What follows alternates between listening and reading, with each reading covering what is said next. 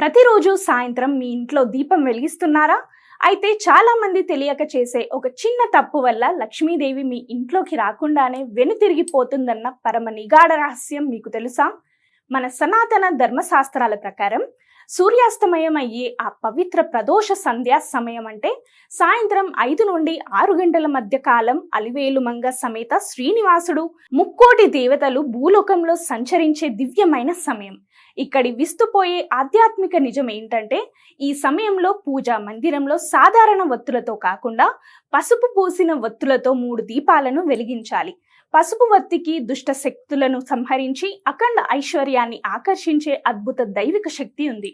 ఇలా ఎవరైతే నిష్ఠతో దీపారాధన చేసి దీపలక్ష్మి నమో నమః అని మనసారా జపిస్తారో వారికి ఎంతటి దరిద్రమైన తొలగిపోయి ఏకంగా రాజయోగం పడుతుందని శాస్త్రం కరాఖండిగా చెబుతోంది.